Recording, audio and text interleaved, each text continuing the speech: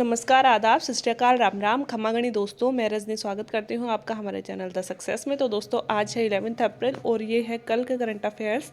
तो दोस्तों वैसे मैं इतना ज़्यादा कंटिन्यू नहीं रख पा रही थी, बट बहुत सारे लोगों के जैसे कि स्पेशली अभी सेकंड ग्रेड की वैकेंसी आ गई उसके बाद में और आरएस की आने वाली है। तो मैसेज आया कि मैडम टॉप 5 आप कंटिन्यू रखो। ईमेल भी आई मेरे पास में, कई लोगों ने मेल भी किया, टेलीग्राम पे भी मैसेज आ रहे थे, तो इसलिए मैं कंटिन्यू मतलब आज से फिर से कंटिन्यू कर रही हूँ।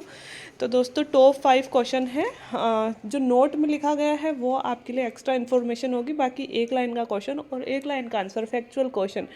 राजस्थान के लिए क्या मतलब जनरल अफेयर, जनरल जीके जिनमें आती है, करंट अफेयर्स जिनमें आते हैं, हर एक एग्जाम के लिए इंटरव्यू होंगे। पेपर में से 5 क्वेश्चन बटोरने की कोशिश करेंगे जो हमारे लिए ज़रूरी है। ठीक है, तो बिना देरी किए शुरू करते हैं। हाल ही में विश्व के किस देश को यूएनएचआरसी से बाहर कर दिया गया है? तो आप सबको पता भी होगा क्योंकि पिछले कुछ दिन से हमने कवर नहीं करी, तो ये क्वेश्चन पहला ही मैंने डाल दिया क्योंकि कुछ लोग पेपर बिल्कुल नहीं पढ़ते हैं, तो उनके लिए है, बाकी जो पढ़ते हैं उनको पता होगा। हाल ही में संयुक्त यूएनएचआरसी की फुल फॉर्म क्या है? United Nations human right commission, मतलब संयुक्त राष्ट्र मानवाधिकार संघ के द्वारा अपनी सदस्य समिति से रसिया को बाहर निकाल दिया गया है। तो क्वेश्चन का आंसर तो ये हो गया कि किस देश को बाहर निकाल गया है, तो रसिया को बाहर निकाल दिया गया है। और फिर मैंने नोट में इसका कारण भी डाला है कि यूक्रेन के बूचा शहर में हुए नरसंहार को लेकर संयुक्त राष्ट्र आम सभा की इमरजेंसी बैठक में रूस को संयुक्त राष्ट्र मानवाधिकार समूह से बाहर निकालने का फैसला किया गया है। रूस को बाहर निकालने के पक्ष में 93 वोट पड़े थे, वहीं भारत ने इस वोटिंग में हिस्सा नहीं लिया है। आप सब लोगों को पता है दोस्तों कि भारत यूक्रेन और रसिया के वार में, हालांकि भारत किसी भी वार का समर्थन नहीं करता है, लेकिन रसिया हमारा पुराना दोस्त है और हम अपनी दोस्ती भी शिद्दत से निभाते हैं और उसी दोस्ती की वजह से भारत रसिया के साथ खड़ा है। लेकिन भारत कभी भी सिविल मतलब दो देशों में मतभेद हो सकते हैं, आपसी तनाव हो सकता है, लेकिन किसी भी जनसंहार, नरसंहार की भारत अपेक्षा नहीं करता और इसको सपोर्ट नहीं करता। तो यूक्रेन के जो बूचा शहर में नरसंहार हुआ है, भारत ने खुलेआम आके इसकी निंदा करी है, लेकिन इसके खिलाफ यूनाइटेड नेशंस की जो सबसे मेन जो संगठन, मतलब जो संस्था है, महासभा, उसमें वोटिंग हुई और उस वोटिंग में भारत ने इसके पक्ष में, मतलब किसी के भी पक्ष में वोट नहीं दिया, भारत ने वोटिंग में हिस्सा ही नहीं लिया। और हिस्सा नहीं लेने का मतलब यही होता है दोस्तों कि हम मतलब उसके खिलाफ वोट नहीं देना चाहते हैं। बाकी ऑब्वियस सी बात है, दूसरे देश यूक्रेन के साथ तो हम नहीं हैं, हालांकि हमारी सहानुभूति यूक्रेन के साथ है, लेकिन फिर भी हम इस मामले में अभी हमने वोटिंग नहीं करी है। 93 वोट पड़े हैं, यूक्रेन को बाहर कर दिया गया है। संयुक्त राष्ट्र मानवाधिकार संघ 10 अक्टूबर 1948 को दोस्तों इसका निर्माण हुआ था। इसी की तर्ज पर भारत ने भी अपना भारतीय मानवाधिकार संघ बना रखा है। तो हमारी जो ह्यूमन राइट कमीशन है, आपको कमेंट बॉक्स में ये बताना है कि उसका निर्माण कब हुआ था, कब हमारे देश में केंद्रीय रूप में, मतलब देश में जो ह्यूमन राइट कमीशन है उसने काम करना शुरू किया था। तो आई होप आप सब लोगों ने पॉलिटी पढ़ रखी होगी और इस चीज़ का आंसर मेरे बोलते ही आपको याद आ गया होगा। तो वीडियो पॉज करिए और अभी कमेंट बॉक्स में कमेंट करना, अन्यथा मैं आपको कल इसका आंसर दे दूंगी। और बात करें यूएनएचआरसी की, तो निर्माण तो मैंने बता ही दिया 1948 में। दोस्तों सबसे पहले मानवाधिकारों की घोषणा विश्व में कहीं हुई थी और इसी वजह से 10 अक्टूबर को हम मानवाधिकार दिवस भी मनाते हैं। लेकिन इंडिया में कोई और डेट है इसकी, और 47 देश दोस्तों, भारत भी यूएनएचआरसी का सदस्य है और भारत समेत 47 देश इसके सदस्य हैं। ठीक है, एक दोस्तों मुल्ला पेरियार बांध बहुत दिन से चर्चा में है, मैंने एक दो बार थोड़ा बहुत कवर भी किया है, लेकिन मैंने सोचा कि फिर से पढ़ा दूँ। देखो, ये एक तो डैम है, तो डैम होने की वजह से, डैम मीन्स बांध होने की वजह से ज्योग्राफी का एक क्वेश्चन बन गया है ना। दूसरा, इस पे विवाद है तो इसकी स्थिति वाला क्वेश्चन भी बन गया। तीसरा, इस पे बहुत सारे राजनीतिक मैटर आ रहे हैं, हर रोज़ ये हिंदू में इसका कोई ना कोई मतलब आ ही जाता है। हर 5-7 दिन से मुल्ला पेरियार डैम पर एक एडिटोरियल आ ही जाता है ना, तो इसलिए भी ये इम्पोर्टेंट हो जाता है। तो हम बात करते हैं मुल्ला पेरियार बांध। आज मैं ये नहीं बता रही क्या इशू इतना ज़्यादा अभी क्यों चर्चा में है, अभी वैसे मतलब सुप्रीम कोर्ट का कोई फैसला आया इस वजह से चर्चा में है, लेकिन इसकी जो हम बेसिक जानकारी है जो हमसे पूछी जा सकती है, बिकॉज हम उस क्षेत्र के नहीं हैं जहाँ मुल्ला पेरियार बांध है, लेकिन हमसे स्थिति पूछी जा सकती है बिकॉज हम इंडिया के हैं और ये बांध बहुत चर्चा में है। तो मुल्ला पेरियार बांध जो है तमिलनाडु और केरल के बीच स्थित है। कहाँ स्थित है? तमिलनाडु और केरल के बीच। ऑब्वियसली मतलब दो राज्यों का यह मुद्दा हो गया। 116 साल पहले पानी को संग्रहित करने के लिए पेरियार नदी पर यह बनाया गया था। तो नदी कौन सी है दोस्तों? पेरियार नदी है। अच्छा, पेरियार नदी की एक विशेषता है, क्या है? क्या कोई मतलब अगर आप लोगों में से कोई ज्योग्राफी का है तो पेरियार नदी की एक स्पेशल विशेषता है जो कि जैसे कृष्णा, कावेरी, गोदावरी इनसे अलग है। तो वो क्या आप लोग बता सकते हो कि पेरियार नदी की स्पेसिफिक विशेषता क्या है?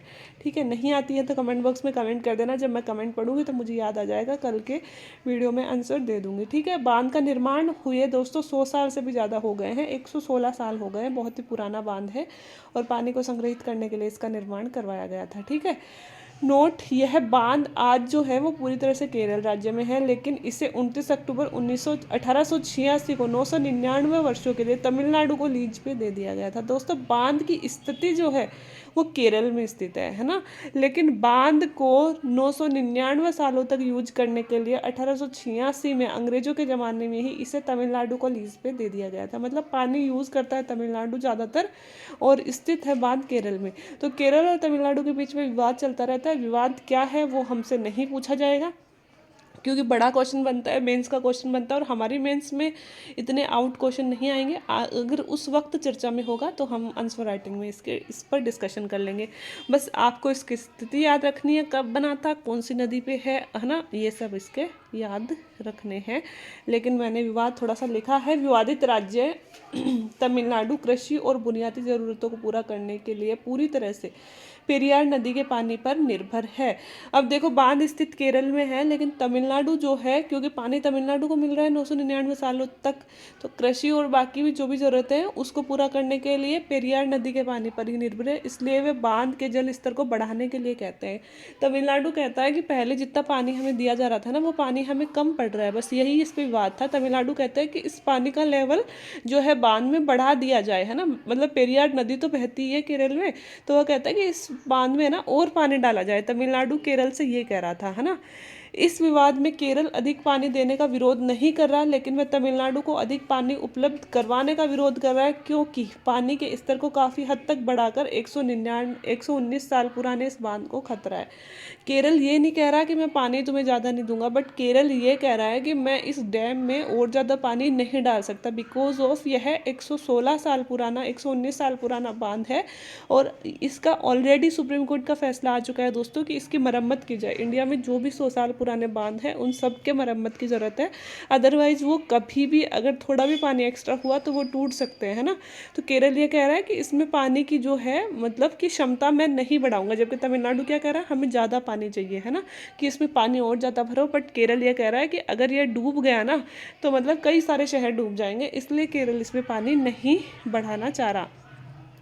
बांध को संकटग्रस्त संरचना के रूप में भी घोषित किया जा चुका है। मैंने जैसे कि पहले बताया, इस बांध को ऑलरेडी घोषित किया जा चुका है संकटग्रस्त अवस्था में, और पानी के दबाव में थोड़ी भी वृद्धि करने के परिणाम स्वरूप बांध टूट सकता है और केरल राज्य के साथ साथ तमिलनाडु के भी कई लोगों की जान इसमें जा सकती है। तो ये इस पे विवाद था, स्थिति मैंने सारी बता दी। तो आई होप दोस्तों कि अगर मेंस में भी क्वेश्चन आता है, इंटरव्यू में पूछ लिया जाता है, तो आप जवाब दे पाओगे, क्योंकि हाल ही में ये बांध बड़ी सुर्खियों में है। नाटो मैंने क्यों दिया, क्योंकि कोई बहुत अच्छा क्वेश्चन मिल नहीं रहा था, और नाटो आपको पता है जब से यूक्रेन पे युद्ध हुआ, युद्ध नहीं हुआ है उससे पहले से सुर्खियों में है, क्योंकि यूक्रेन नाटो का सदस्य बनना चाहता था, अमेरिका यूक्रेन को नाटो का सदस्य बनाना चाहता था। रसिया ने ऑलरेडी धमकी दे दी थी कि अगर तू नाटो का सदस्य बनेगा तो परिणाम गंभीर होंगे। अमेरिका को बोल दिया था कि बिकॉज ऑफ यूक्रेन हमारा पार्ट ही है, हमारे से ही अलग हुआ है, तो तुम यहाँ पे आओ मत, इंटरफेयर मत करो। लेकिन अमेरिका भी इंटरफेयर करता रहा और यूक्रेन भी नहीं माना और अंततः रसिया ने हमला कर दिया, है ना। तो नाटो सुर्खियों में है, तो हमसे हिस्टोरिकल क्वेश्चन नाटो से बन सकता है। तो सबसे पहले तो हमसे बनेगा, ऑब्वियस सी बात है कि नाटो की फुल फॉर्म क्या है, तो नॉर्थ अटलांटिक ट्रीटी ऑर्गेनाइजेशन, उत्तरी अटलांटिक संधि संगठन नाटो को बोलते हैं। और अगर नाटो की हम बात करें तो सोवियत संघ के खिलाफ सामूहिक सुरक्षा प्रदान करने के लिए संयुक्त राज्य अमेरिका, कनाडा और पश्चिमी यूरोपीय देशों द्वारा अप्रैल 1949 को उत्तरी अटलांटिक संधि, जिसे हम वॉशिंगटन संधि भी कहते हैं, के द्वारा स्थापित एक सैन्य गठबंधन है। वर्तमान में इसमें 20 सदस्य देश शामिल हैं, जिसमें उत्तरी मैसेडोनिया को वर्ष 2020 में गठबंधन में शामिल होने वाला नवीनतम देश बन गया है। तो दोस्तों इतनी जानकारी काफ़ी है। बना कब था? 1949 में। अप्रैल 1949 में किसने बनाया था? मुख्य सदस्य अमेरिका, इसके अलावा कनाडा और कई सारे पश्चिमी यूरोपीय देश इसके सदस्य हैं। और उसे वाशिंगटन संधि भी, क्योंकि यूएसए की राजधानी वाशिंगटन है तो इस नाम पे इसे वाशिंगटन संधि भी कहा जाता है। वर्तमान में अगर नाटो की सदस्य संख्या की बात करें तो टोटल 30 सदस्य हैं। लेटेस्ट जो इसका सदस्य बना है 2020 में मैसेडोनिया बना है। और बस, है ना, ठीक है। तो दोस्तों अगर आप नाटो के बारे में ज़्यादा पढ़ना चाहते हैं ना, तो 12th क्लास की जो बुक है राजनीति विज्ञान की, है ना, उसमें पूरी विश्व की हिस्ट्री दी हुई है। शीत युद्ध के टाइम पे जैसे नाटो बनाया था, उधर वार्सा पैक्ट बनाया गया था। कहाँ पे? सोवियत संघ ने वार्सा पैक्ट बनाया था। क्यूबा संकट, क्यूबा मिसाइल संकट, बहुत सारी इंपॉर्टेंट चीज़ें 12th की राजनीति विज्ञान में दी हुई हैं। अगर आप तैयारी कर रहे हो ऐसी, जिसमें अगर वर्ल्ड की हिस्ट्री है और ये वाले टॉपिक हैं, मतलब दोनों विश्व युद्ध हो गए, शीत युद्ध हो गए, शीत युद्ध के बाद की स्थिति हो गया, है ना, ये सारी चीज़ें उसमें दी हुई हैं। तो आप उस बुक को प्रीफर कर सकते हो। मतलब एनसीईआरटी की बुक चलने लग गई आजकल हमारे राजस्थान बोर्ड में भी, तो वही वाली बुक है। 12th क्लास की अपनी जो राजनीति की बुक आती है ना, उसको पढ़ लेना, बड़ी अच्छी बुक दे रखी है। बॉर्डर गावस्कर ट्रॉफी दोस्तों चर्चा में थी, मतलब एक एडिटोरियल आया था, चर्चा में तो नहीं थी, एक एडिटोरियल आया था जिसमें इंडियन ऑस्ट्रेलिया रिलेशन दे रखा था, तो उसमें बॉर्डर गावस्कर ट्रॉफी दे रखी थी। तो मेरे को ऐसे हुआ कि भाई ये बॉर्डर गावस्कर, गावस्कर तो समझ में आता है, बॉर्डर क्या था, मतलब किस नाम से ये ट्रॉफी पड़ी है। तो मैंने सर्च किया, तो मैंने क्वेश्चन भी बना दिया। कई बार पूछ लिया जाता है हमसे कि बॉर्डर गावस्कर ट्रॉफी किससे रिलेटेड है, क्योंकि अपने मेंस में और प्री में स्पोर्ट्स अलग से लिखा गया है और आजकल ट्रेंड है 5-7 क्वेश्चन स्पोर्ट्स से आते ही आते हैं, तो इसलिए हमें कोई भी टॉपिक छोड़ना नहीं है। तो बॉर्डर गावस्कर ट्रॉफी भारत और ऑस्ट्रेलिया के बीच खेली जाने वाली एक टेस्ट क्रिकेट श्रृंखला है। कौन सी क्रिकेट श्रृंखला है दोस्तों? टेस्ट क्रिकेट खेले जाते हैं। इस श्रृंखला का नाम ऑस्ट्रेलिया के खिलाड़ी थे एलन बॉर्डर और भारत के सुनील गावस्कर के नाम पे रखा गया, जो पहले 2 क्रिकेटर हैं जिन्होंने अपने करियर में 10,000 से अधिक टेस्ट रन बनाए और अपनी अपनी टीमों के पूर्व कप्तान, दोनों ही सबसे अधिक टेस्ट रन करियर रिकॉर्ड बनाने वाले विश्व रिकॉर्ड धारक भी थे। तो दोस्तों ऑस्ट्रेलिया के क्रिकेटर है एलन बॉर्डर और भारत के क्रिकेटर सुनील गावस्कर, है ना, दोनों ही टेस्ट क्रिकेटर। टेस्ट में इन्होंने 10,000 से ज़्यादा रन बनाने वाले खिलाड़ी थे, इनके नाम पे ये है खेली जाती है। थोड़ी सी बात कर ले बॉर्डर गावस्कर ट्रॉफी के बारे में। 2 देश खेलते हैं, ऑस्ट्रेलिया और भारत। कौन सा तरह का गेम होता है? टेस्ट खेले जाते हैं। पहला टूर्नामेंट कब हुआ था? 1996-97 में हुआ था, जिसे भारत ने जीता था। अंतिम टूर्नामेंट दोस्तों 2021 में ऑस्ट्रेलिया में हुआ है। वर्तमान भारत में होगा। ऐसे ही होता है, एक साल वहाँ एक साल अपने यहाँ पे, है ना। वर्तमान अब भारत में होने वाला है। और जो अंतिम टूर्नामेंट है ना 2020-21 में हुआ था, यह ट्रॉफी भी भारत ने ही जीती थी। पहली बार भी भारत ने ही जीता था 1996 और 97 में। सबसे अधिक जो सफल, मतलब सबसे ज़्यादा बार जीता है दोनों देशों में, तो इंडिया ने ही जीता है, 8 बार जीता है। कल परसों के पेपर में दोस्तों एक न्यूज़ आई थी, जैविक खेती से रिलेटेड एक मतलब सर्वे आया था, रिपोर्ट आई थी, जिसमें जैविक खेती करने वाले देश के राज्यों के नाम थे। तो दोस्तों जैविक खेती करने वालों में अपने लिए ज़रूरी है कि राजस्थान का स्थान, तो जैविक खेती करने वालों में राजस्थान दूसरे स्थान पे आ गया है, दूसरे स्थान पर है फिलहाल। पहले स्थान पर जैविक खेती करने वालों में मध्य प्रदेश और तीसरे स्थान पर महाराष्ट्र है। तो जैविक खेती से रिलेटेड कुछ पूछा जाए तो हम लिख सकते हैं कि राजस्थान बहुत ही तीव्र गति से प्रगति, पहले शायद 8वें स्थान पे हुआ करता था, लेकिन लॉकडाउन के टाइम में आप सबको पता है कि खेती में स्पेशल जोर हम लोगों ने दिया। और उस रिपोर्ट में लिखा भी गया था कि लॉकडाउन की वजह से जो ऑर्गेनिक फार्मिंग है उसमें हमारे जो युवा हैं वो वापस घर लौटे हैं और कई तरह की नई तकनीकें मतलब उगाई हैं, ईजाद की हैं। तो इसलिए जैविक खेती में राजस्थान ने बहुत ही तेज़ गति से प्रगति करी और कई सारे उसमें किसान और इनोवेशंस भी दे रखे थे कि इस किसान ने इस तरह का इनोवेशन किया। अगर आपने भी पढ़ा हो पेपर तो उसमें दिया हुआ था।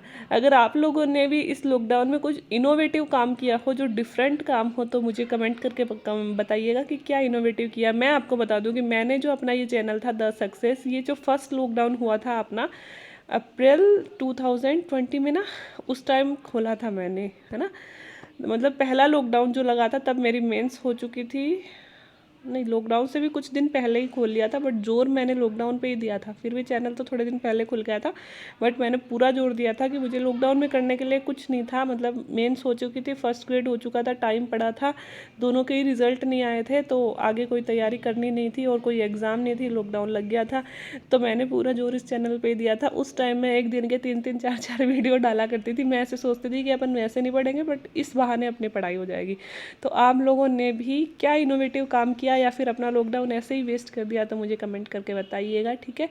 अगर चैनल अच्छा लग रहा है, अगर न्यूज़ कंटिन्यू रखनी है, तो प्लीज़ गाइस सपोर्ट बना के रखें यार। अगर सपोर्ट ही नहीं रखते तो फिर मेरा मन नहीं करता बनाने का, कि कोई देख तो रहा नहीं है। और इसके साथ ही जो अलग चैनल मैंने बनाया है फैशन से रिलेटेड, ट्रेंडिंग विद रजनी, तो प्लीज़ यार उसमें भी सब्सक्राइबर बनवा दीजिए, रिक्वेस्ट है, उधर जाके फॉलो कर लीजिए। डिस्क्रिप्शन बॉक्स में आईडी दी गई है। साथ ही अगर आप वीडियो की पीडीएफ चाहते हैं तो डिस्क्रिप्शन बॉक्स में टेलीग्राम की आईडी दी गई है, वहाँ से सीधे टेलीग्राम पे जाइए और मैं आपको अभी पीडीएफ शेयर कर दूँगी, ठीक है। बाकी वीडियो देखने के लिए थैंक यू सो मच।